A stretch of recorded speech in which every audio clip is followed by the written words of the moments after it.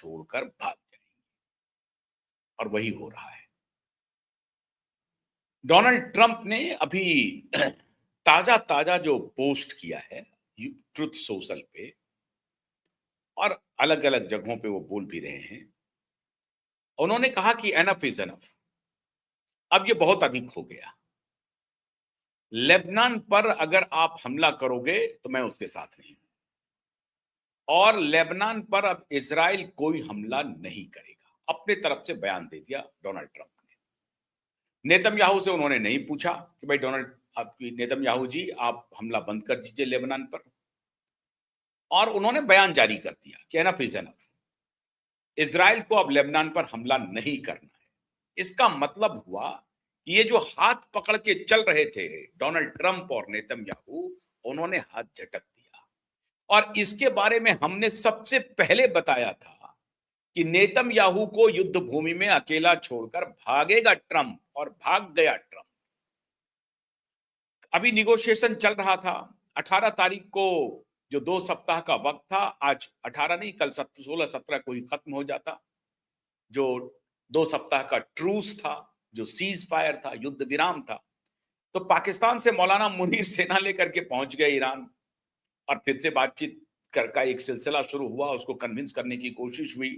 उधर Donald Trump ने उनको धमकी जो उनके तरफ से मिल रही थी लगातार वो जारी रखा, और स्ट्रेट ऑफ हॉर्मुज के आसपास अपने युद्धपोत को खड़ा कर दिया।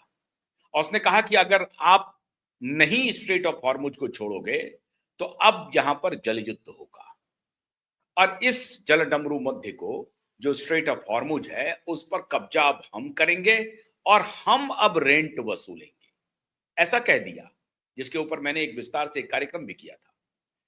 लेकिन डोनाल्ड ट्रंप ने इसी बीच ये भी कह दिया कि लेबनान से कोई रिश्ता नहीं है स्ट्रेट ऑफ हॉर्मुज को।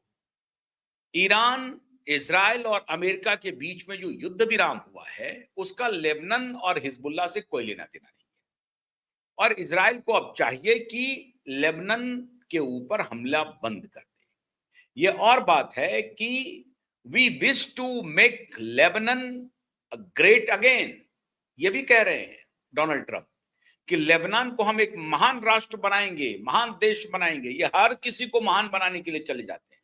पहले अमेरिका को महान बना रहे हैं, और उसके बाद कहा कि हम ईरान को महान बनाएंगे, उनका रिजीम परिवर्तन करके। रिजीम परिवर्तन तो कुछ हुआ नहीं, निगोशिएशन के टेबल पर आ गए। तो पहली जो इनका जो सपना था डोनाल्ड ट्रंप का कि हम रिजीम परिवर्तन करा देंगे, वो नहीं करा सके। हाँ, ये और बात है कि ईरान को झुकने पर जो मजबूर कर रहे हैं, वो ईरान झुकने पर तो मजबूर हो नहीं रहा है।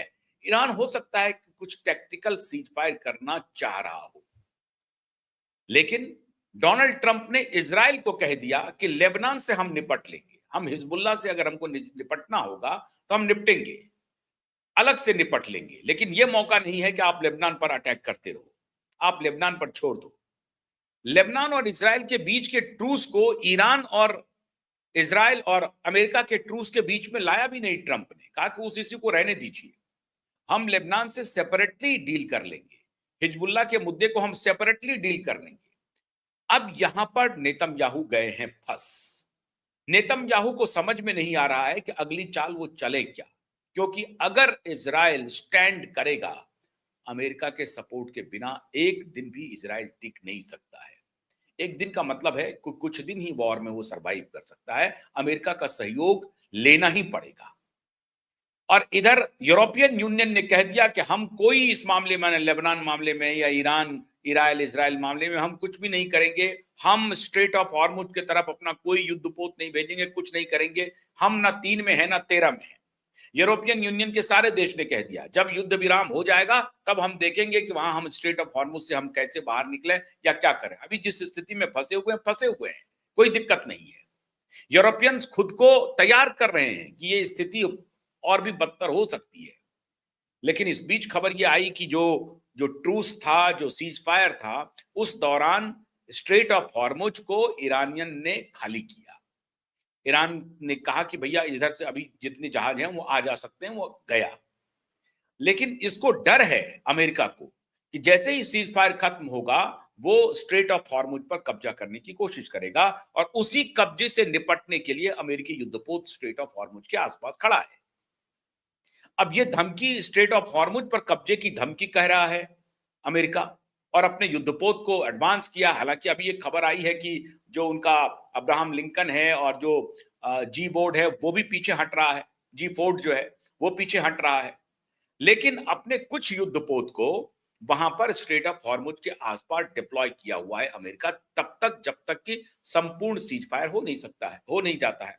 अब सीज फायर को एक्सटेंड करने के लिए जो पहली शर्त इसने रख दी है अमेरिकन ने, वो क्या है कि जो इनरिचमेंट ऑफ यूरेनियम है वो आप दे दीजिए हमको, मतलब यूरेनियम आप मुझे दे दीजिए और आपको हम न्यूक्लियर वेपन नहीं बनाने देंगे।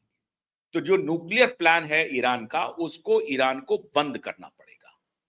अब ऐसी परिस्थिति में ईरान तैयार हो रहा है, ईरान कह रहा है कि भाई हम न्यूक्लियर पावर में यूज करेंगे और जो ह्यूमैनिटी के लिए है, हम अशांति के लिए न्यूक्लियर बम नहीं बनाएंगे। हमारा एजेंडा न्यूक्लियर बम बनाना नहीं है, लेकिन हमारी जो इनरिचमेंट है उसको हम न्यूक्लियर पावर में यूज करेंगे और हम फिर से ईरान को एक बार बनाएंगे। अमेरिका ये मानने के लिए तैयार नहीं है। अब ये जो मौलाना मुनीर है, ये यही जाकर के उसको बता रहा है, ईरान के साथ निगोशिएशन कर रहा है कि आप अभी इस बात को एस्केलेट मत कीजिए, लंबी दूरी तक इस बातचीत को मत कीजिए। ये बातचीत नहीं तो टूट जाएगी, और अगर टूट जाएगी तो अमेरिका लगातार आपके ऊपर बम बरसा करता रहेगा और ऐसी परिस्थिति में ईरान ध्वस्त हो जाएगी। तो कौन सा यूरेनियम, कौन सा एनरिचमेंट, कौन सा ईरान? जब ईरान ही खत्म हो गया तो यूरेनियम